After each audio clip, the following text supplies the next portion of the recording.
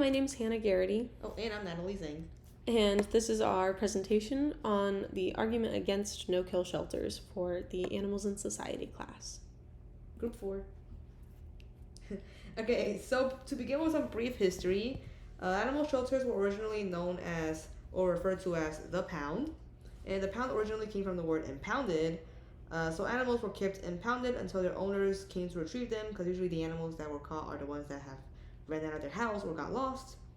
And so similar to how cars would be impounded, animals would get impounded as well.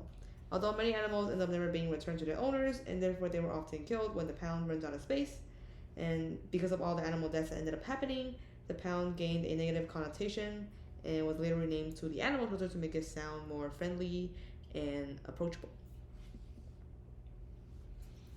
Alright, so this is a brief timeline of the formation of the SPCA, which is a type of humane, independent, nonprofit organization that sprouts individual branches all over the world that share similar values of animal welfare. The first Society for the Prevention of Cruelty to Animals, SPCA, was formed in Britain in 1824, and then later in 1866 the SPCA made its way to the US. Henry Bergh formed the American Society for the Prevention of Cruelty to Animals, but most people ridiculed and opposed him or showed indifference to the animal welfare movement. But the SPCA continued to grow. In 1869, the first official animal shelter was established by the Women's SPCA in Pennsylvania. In 1877, the American Humane Association was formed. And in 1954, the Humane Society of the United States was formed. In between 1960 and 1970, private animal shelters were formed in addition to municipal ones in an effort to bring in strays and find them homes. Public opinion about strays began to shift, and people began to view them as potential pets rather than public health hazards.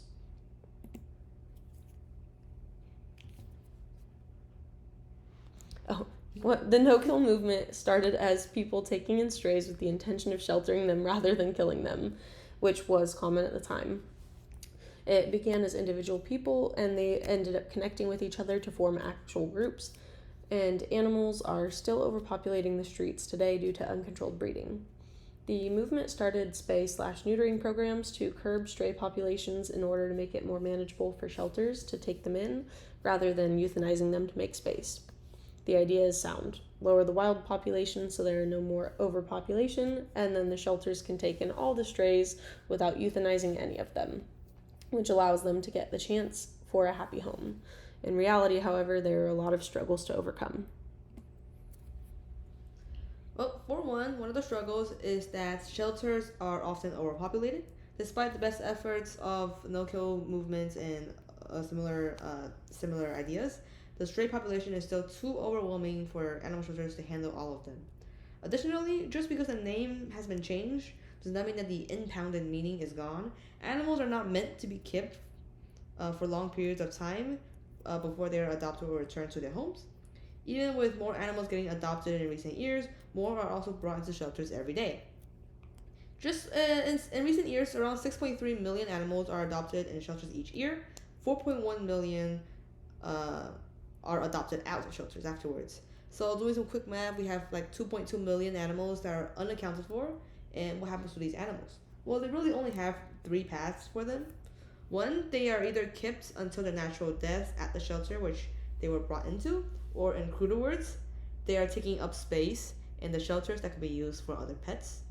Or if the shelter they're in ends up running out of space, they will be moved and relocated to other shelters in which they will have a similar process but be moved around more often. If the animals are moved around too often, they will naturally be more stressed because, well, they're getting brought into new environments all the time, and this increased stress is also unhealthy for these animals. Or thirdly, they are just euthanized to make more space. So, as far as ethical aspects go, animals are not meant to be kept in shelters indefinitely. Some strays are accustomed to living independently, and when adopted, they are likely to be returned and labeled as feral and aggressive. Wildlife sanctuaries do not keep animals that are used to the wild indefinitely, so why should shelters do the same for strays? The truth is, some animals have a better chance of being adopted than others. And to make sure that the maximum number of strays get to live good lives, it's best to allow animals that are more likely to be adopted to be kept in shelters. This isn't to advocate for actively killing undesirable animals. Rather, if the choice is between keeping an animal that is more likely to be adopted, therefore freeing up space to take in another animal that is marked as unlikely to be adopted, therefore taking up space in a shelter until death by natural causes, which one would be for the greater good? Another issue to consider with no-kill shelters is the amount of money that they need to operate. Many animal shelters are non-profit organizations that require funding and donation, and many organizations are facing budget cuts and staffing issues ever since COVID-19, like many other businesses have been. Now, many people have surrendered their pets ever since then as well due to increasing in expensive pet fees. And animals that were adopted during COVID are actually being returned quite often as well because people no longer have the time to take care of them as they used to do since quarantine policies have been lifted. But here's the thing though, the fees that affects the individual owners of these animals that causes them to return those animals to the shelter are also affecting those shelters. So each new animal that is taken in is more food, it's more vet bills, and it's more maintenance. So in addition to space, many shelters simply do not have the resources to keep animals well fed, healthy, and happy. They have to choose between euthanizing unwanted animals to create space or stop intakes of animals altogether. Sometimes, depending on the area they're in and their age and their health, strays actually thrive much better on the streets rather than animal shelters. For example, from personal experience, my family has been leaving some food outs for these stray cats that live in our neighborhoods for years. There's this one cat that has a clipped ear that marked him as neutered, and he is big and he is healthy and content with living on the streets in the neighborhood. Now, I'm not saying every animal deserves to live on the streets, but some are perfectly capable and happy of living a good life and do not need to be kept in shelters where other animals may need that space anyways. Anyways, to prove my point, on the right here are two pictures of the cat I was talking about. He is well fed and he is big and he is healthy. So programs like the trap, neuter, and release programs are great for these strays because it prevents them from breeding and possibly passing on any diseases to other cats or to their children possibly. For these animals, it's best to just do routine checkups rather than taking them in altogether.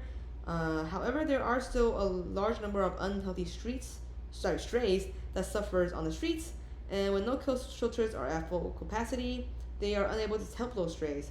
So kill shelters are able to create that space and give more animals a chance at being cared for and adopted into healthy homes. It's sad to say, but it is true. Just because an animal is adoptable doesn't mean that it will be. So on the screen is just a graph we have that just kind of shows off our points. Over the span of a year, this graph starts in May 2021, ends at May 2022. You can see there is a drastic increase in cost of overall pet care over this year. This is about towards the end of COVID, and it's during this time that inflation is high, and pet food, vet bills, and other accessories will become a lot more expensive. So many shelters that support no-kill policies tend to have more trouble with taking in healthy stray animals. They are unable to support new healthy animals being taken in due to overcrowding in the shelters, and will refuse to accept people dropping off strays that are healthy, as it is more likely that the stray animals will be released back to the streets or they will be euthanized. Additionally, the crowding in the streets make environments much more stressful, and it's possibly more likely to cause outbreaks of disease in those areas. In which case, it will hardly be safer in the shelters when compared to the animals living on the streets, as we mentioned earlier. Of course, we're not suggesting that animal shelters and their staff would be careless in sanitary conditions, but rather the chances are simply much higher that one animal catches something and somehow spread it to everybody else when the environments are that crowded. When this is added to the fact that shelters are often understaffed as well, as we also mentioned before, it makes it more likely that the animal could come in contact with some kind of contaminated surface that someone accidentally missed and catch something and spread it around. As an example of this overcrowding scenario in shelters and a situation that is closer to home, here is the policy I have on the right here for intaking strays on the Fresno Animal Center questions and answers website. The Fresno Animal Center is a kill shelter, so it does do euthanization, But due to popular opinion, they are trying to keep euthanasia rates low in their shelter regardless by refusing to take in healthy strays. The policy states that the Fresno Animal Center is already at maximum capacity and are not taking in any healthy animals because they will absolutely be euthanized. They read it in the policy right here. They will absolutely be euthanized. And although being a quote-unquote no-kill shelter it's a noble idea, even the shelter that is pro-kill is struggling with overcrowding. What would happen if the shelters that are completely no-kill is placed in this scenario? In real life, it simply means that there is no space for these animals to be brought into shelters. Due to lack of vacancies, the Fresno Animal Center has been requesting people who pick up stray animals to provide them a temporary shelter while they search for their owners individually. It also states that overcrowding in the shelters is conversely providing unhealthy care and environment to the animals. And currently in Fresno County, most no-kill shelters have similar policies due to overpopulation of strays in the county. It was mentioned in the previous video that we did, part 1, that the amount of strays in the San Joaquin Valley is incredibly high.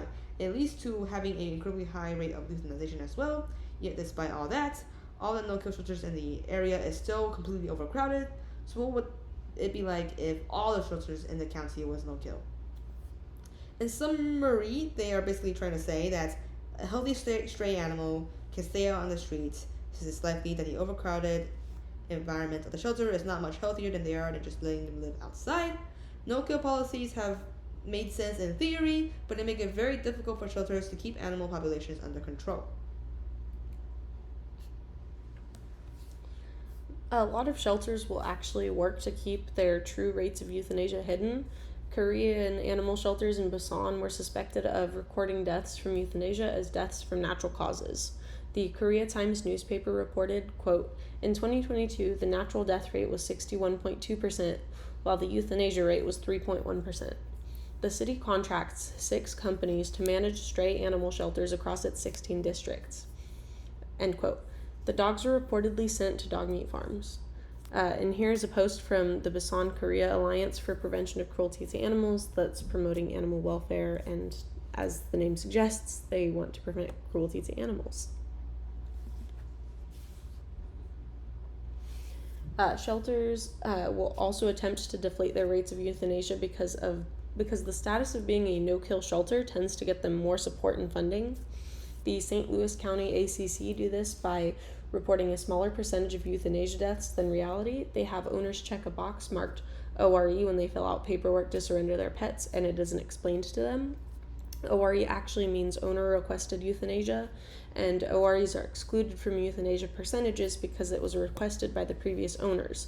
Therefore, the real percentage of euthanasia is able to be kept down.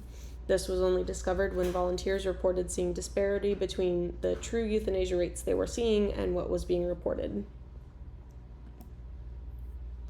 Okay, so basically, although the no-kill movement has become more prominent in recent decades, it is not an easy or efficient model in practicality.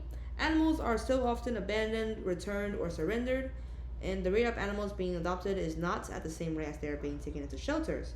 So without a way to stifle the amount of strays produced annually, the no-kill movement is not practical or effective because shelters will constantly be overpopulated and lacking in resources. Additionally, some strays are already adapted to living in the streets or in the wild, where it is better to just check up on them once in a while rather than keeping them in shelters indefinitely.